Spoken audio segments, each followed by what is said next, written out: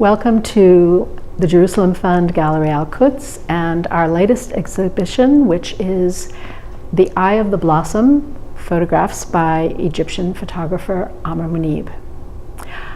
This time we decided that we wanted to show a version of the Arab Spring that's very, very personal. This is the true spring for Arabs, in that these photographs were all taken by Amr in the gardens and public spaces in Cairo from friends and family, to show how much Egyptians are coping with their circumstances in their really classic way of living their lives and doing the best they can with the circumstances they have and creating beauty despite the circumstances around them. Hello, my name is Amr Mounib. I am a photographer and a so-called artist, a contemporary artist. I'm an expressionist in the sense that I use mixed media and photography. And photography, of course, is a common denominator to all my work. I grew up in a house of artists and actors and filmmakers on the amateur side and on the professional side. My grandmother was titled the Empress of Comedy in the Middle East, and that's Mary Mounib, and my grandfather Fawzi Mounib was kind of the Buster Keaton of the Middle East in producing, directing, and acting in the first silent movies that my father discovered after his death later on in the attic of the house, and he found the films. The camera and capturing an image and an art has always been kind of the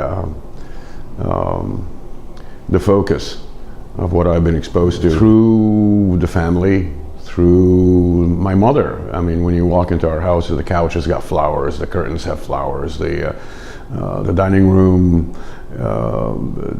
placemats have flowers, the plates have flowers. So everywhere I grew up of a garden, of course, in Egypt that was full of flowers in all different times of the year. The flower plays a very important role in our society. And when you have Mother's Day, what do we do? When you have certain celebrations, here in Washington we celebrate the cherry blossoms. A flower is prosperity. It has its own symbols. So ask yourself, what does a flower represent to you? When I came to the United States and Vietnam, when it was at its height, we had the flower generation, the flower children, and then the flower became a symbol of flower power, which really was not a flower power, had nothing to do with that. It was actually for peace. So the symbolism of flower, as I was growing up in the United States,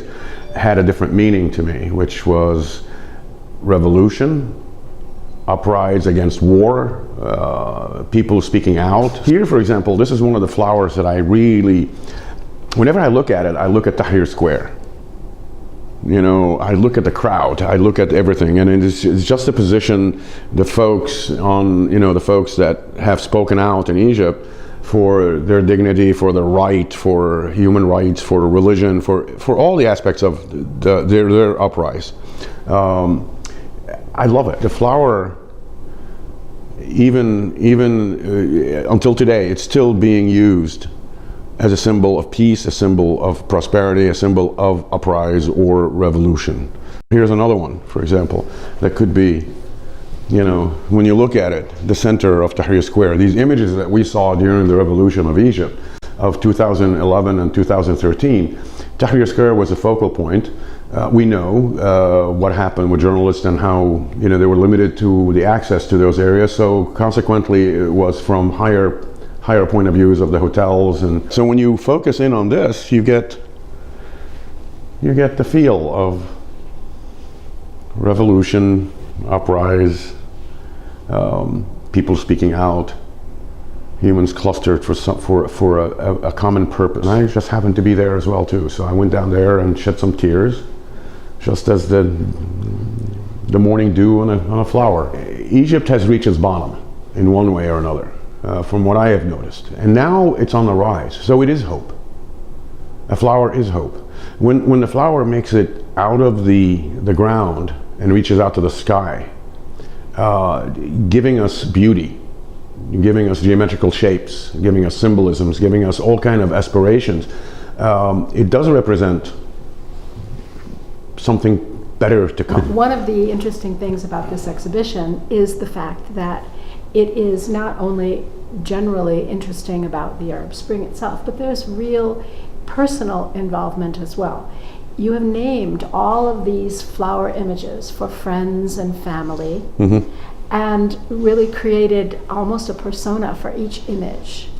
And that's something that our audience has certainly enjoyed very much. I'd like to look at a couple of these images with you. And this one, which people see as many, many different things, very, very sculptural. It's actually a poinsettia, isn't it? It's an amaryllis.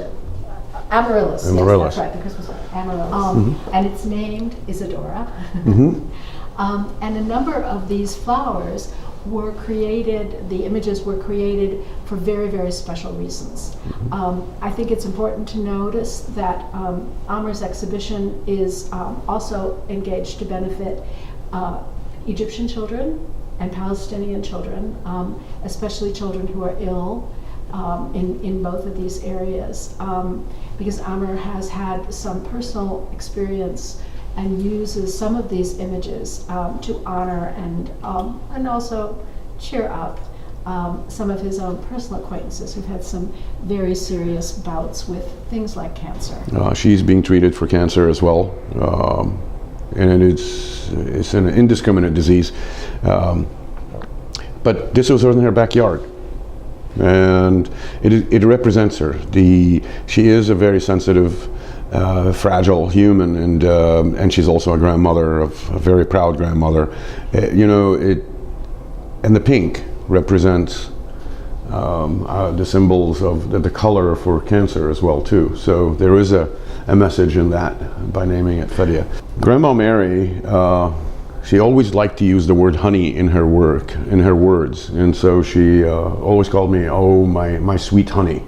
And so this photograph was taken of a friend of mine's house outside of Cairo in his garden, and he was a dear friend, Dr. Mamdouh, and his wife Fadia, and just as I was just fascinated. This is just an ordinary daisy. I think it's a daisy. I don't even know, but you find them in every country I go to. This flower, and a bee came down, and then someone very special to me, and I mean it sincerely, pointed out that says that your reflection in the photograph is there, while you're taking it in the mantle of the bee. And so when I was leaning over, and I never noticed all the couple of years that I was, so you could see that I was leaning over, and it is me because the sky is right behind it. I never paid attention to that. Here's another one, which is, this is fascinating, the geometrical diversity of the flower. Look what it's offering us. It's amazing to look at it and see all these fine edges. Why did it do that? And then you get these lines, and then you get these circles, and it's all geometrical shapes piled into one. And that's how a flower begins. It begins with that, and it's a platform to diversity. And just the geometrical shapes are just, and the structure of those things are just, but yet they're so fragile.